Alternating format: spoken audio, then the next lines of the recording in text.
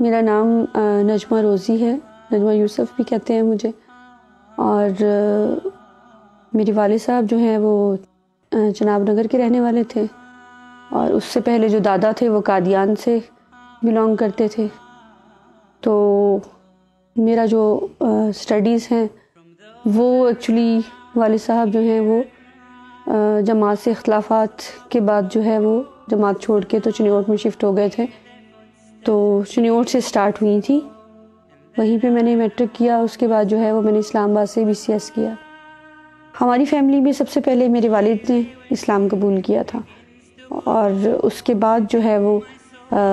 میرا نمبر آیا، اور پھر مجھے دیکھا دیکھی خاندان کے آلموسٹ 200 لوگ جو ہیں وہ قادیانیت کو ترک کر چکے ہیں۔ میری اسلام لانے کا سبب جو ہے وہ بیسکلی میرے والد صاحب کی شہادت بنی،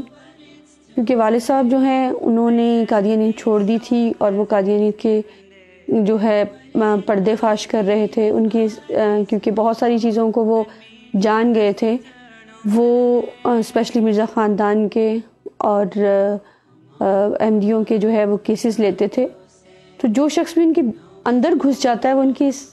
حقیقت سے واقف ہو جاتا ہے۔ تو میرے والد صاحب کی جب شہادت ہوئی،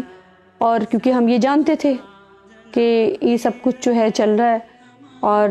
والد صاحب نے بے شمار دفعہ خاندان کے سبھی لوگوں سے، اپنے بچوں سے اس بات کا اظہار کیا تھا کہ مجھے قادیانی جماعت بہت جلد مروا دے گی، اور بالکل ایسا ہی ہوا۔ تو پھر ہمارے لیے یہ بات جو ہے وہ انتہائی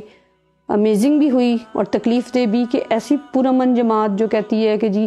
یہاں ہم صرف محبت کرتے ہیں اور نفرت کسی سے نہیں کرتے، جس طرح ہمارے والد صاحب بتایا کرتے تھے کہ بے شمار لوگوں کو یہ مروا دیتے ہیں، اور جو ان کی بات نہیں مانتا ان کے ساتھ یہ انتہائی تکلیف دہ سلوک کرتے ہیں، تو وہ چیز ہمارے سامنے کھل کے آ گئی۔ اور اس کے بعد جب اس کو میں نے اسپیشلی فالو کرنا شروع کیا، اور اس وقت میں ابوظہبی میں مقیم تھی، اور میں نے یہ چاہا کہ میں جا کے دیکھوں خود، کہ میرے والد ایک بات کہتے تھے اور ہمیشہ سے کہتے تھے، وہ اب ہو بھی گئی ہے، تو کسی بھی طریقے سے میں جا کے اس کیس کا اینڈ دیکھوں کہ آخر یہ کیوں ہوا،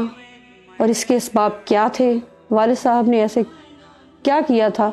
کہ ان کو اس بری طرح سے بروٹلی مرڈر کروا دیا گیا۔ یعنی پورے پنجاب میں مجھے نہیں لگتا کہ اس طرح سے کسی کو مرڈر کیا گیا ہو کہ ان کی کمر پہ پیٹرول چھڑک کے سرگٹوں سے داغا گیا، ان کا ایک ایک دانت توڑ دیا گیا، ان کا جبڑا توڑ دیا گیا۔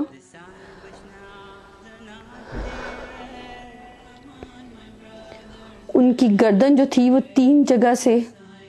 ٹوٹی ہوئی تھی، ان کی بیک بون جو تھی وہ انہوں نے توڑی۔ مطلب کوئی جسم کا اعضاء ایسا نہیں تھا جن پہ انہوں نے ٹارچر نہ کیا ہو۔ ان کے پیروں پہ سوئے مارے،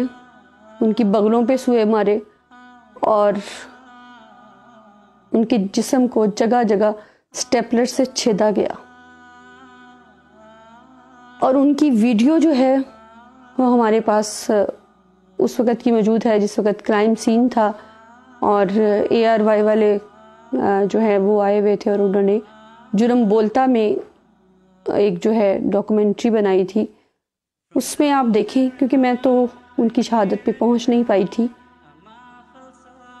تو دیکھیں کہ پورے روم میں کاغذات پھیلے ہوئے ہیں، جیسے ایک ایک ٹارچر کر کے ان سے پوچھا گیا ہو کہ فلاں کاغذ دکھاؤ، فلاں ثبوت دو، فلاں ثبوت دو۔ اور ان سارے ثبوتوں کے متعلق وہ آلریڈی مختلف اپنی سپیچز میں لوگوں کو بتا چکے تھے کہ میں رانا ابرار ایک صحافی تھا جن کا 1-2 ماہ پہلے ان سے جو ہے وہ اس کی شہادت ہوئی تھی، اور اسے بھی جماعت والوں نے قتل کروایا تھا، اور مجھے بھی سٹل بے تحاشا جو ہے وہ خدشات ہیں۔ میرے گھر میں کم از کم 5 دفعہ جو ہے وہ لوگ گھس چکے ہیں، 2 دفعہ میرے بچوں کی گاڑی کا ایکسیڈنٹ ہو چکا۔ پھر اس کے بعد جو ہے جماعت کی طرف سے وہ بار بار کہا جاتا ہے کہ تمہارا اپنے باپ سے برا حشر کریں گے۔ لیکن میں ان کو بتانا چاہتی ہوں کہ اس طرح کے ہتھ کنڈوں سے آپ کسی پہ کبھی بھی حکمرانی نہیں کر سکتے۔ ایک دن آتا ہے کہ ہر چیز جو ہے خدا تعالیٰ جو ہے اس کا پردہ فاش کر دیتا ہے اور چیزیں سامنے آ جاتی ہیں۔ مرزا قادیانی نے لکھا کہ میرا دور ہوگا جس میں پوری دنیا میں انصاف ہوگا۔ میں نے خود مرزا مسرور کو لیٹر لکھے کہ میرے والد صاحب کے ساتھ یہ ہوا، یہ لوگ اس جرم میں شریک تھے، یہ لوگ موقع پہ موجود تھے، آپ ان سے فوری طور پہ انویسٹیگیٹ کریں۔ جب مجھے وہاں سے کسی قسم کا رپلائی نہیں آیا اور الٹا مجھے مروانے کی کوششیں کی جانے لگی، میرے ہسبینڈ سے کہے جانے لگا کہ جی اس کو چھوڑ دو، یہ ذرا سی لڑکی تم سے نہیں سنبھالی جا رہی، اور تم اس کا خرچہ بند کر دو، اور اسے تم طلاق دے دو، اس سے بچے چھین لو۔ کیا اس قسم کے ہتھ کنڈوں سے یہ کب تک اپنی جماعت کو چلائیں گے، اور کب تک اس جھوٹ کے بل بوتے پہ یہ سب کچھ چلتا رہے گا؟ کیوں کسی حق کے لیے آواز اٹھانے والے کو اس طرح سے بروٹلی مرڈر کروا دیا جاتا ہے؟ کیوں لوگوں کی بیٹیوں کو طلاقیں دلوائی جاتی ہیں؟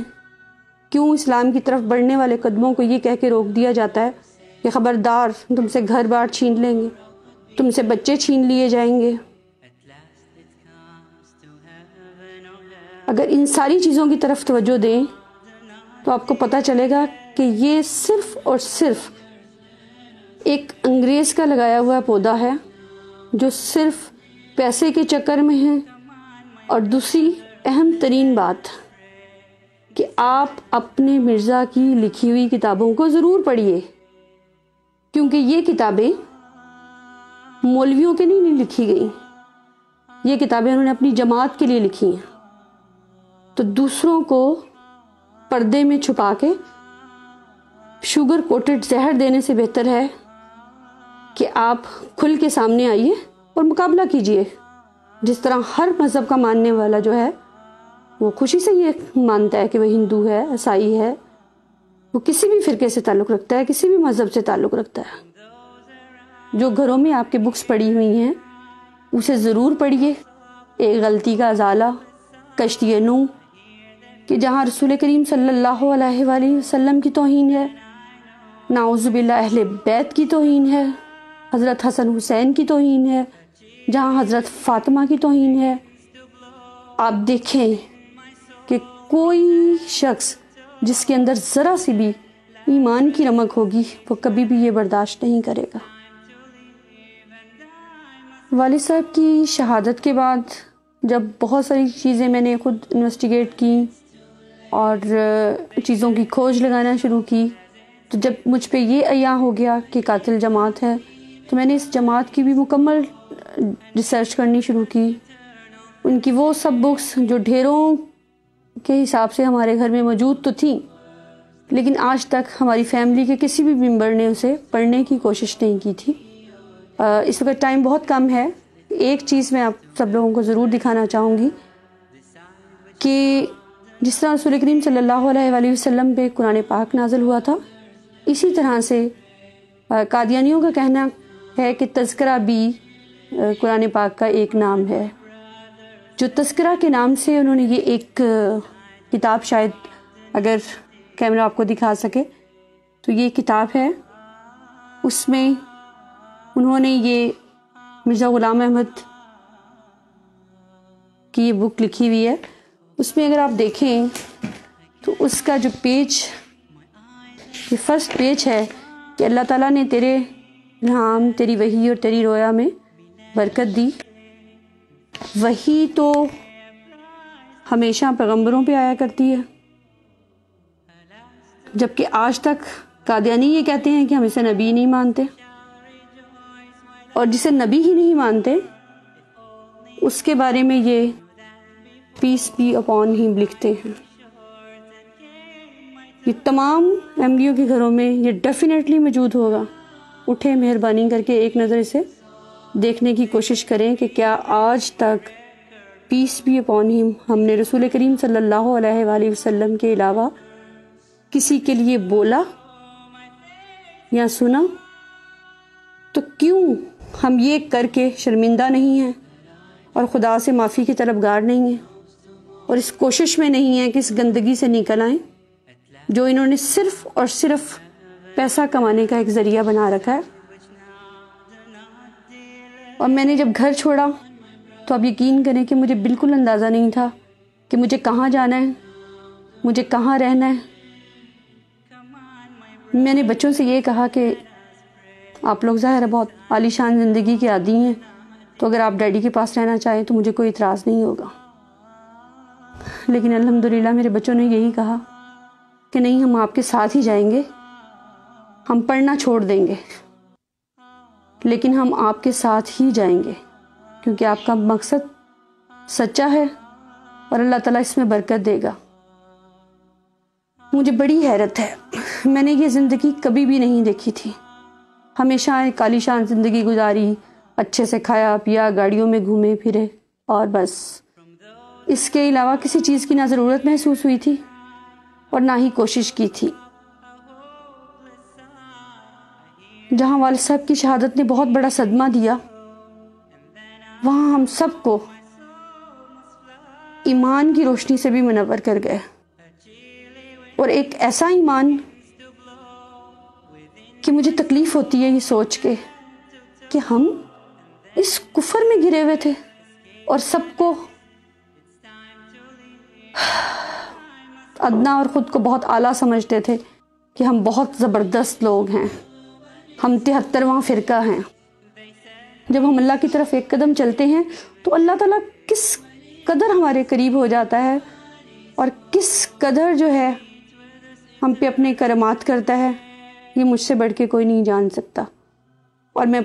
بہت پرسکون ہوں اور خوش ہوں کہ میں وہ کام کر رہی ہوں جو مجھے کرنا چاہیے. اور میں سب کو دعوت دوں گی کہ آج یہ کرائٹیریا نہیں رہا ہوا کہ کوئی 50 سال کی عمر میں مر جائے گا تو کوئی 100 سال کی عمر میں مر جائے گا. جس قدر ہو سکتا ہے جلد از جلد قدم بڑھائیں اور اپنی آخرت کے لیے کچھ نہ کچھ کر جائیں. اسلام قبول کرنے کے بعد میرا اسپیشلی قادیانی خواتین کے لیے یہ میسیج ہے کہ وہ آگے بڑھیں, وہ چیزوں کو خود پڑھیں, دیکھیں, اپنی فیملیز کو, اپنے ہسبینڈز کو, بچوں کو پڑھائیں اور کوشش کریں کہ اس طرف سے ایمان کی طرف لوٹ آئیں. شاید میرا کوئی لفظ یا میری کہی ہوئی کسی بات سے کوئی قادیانی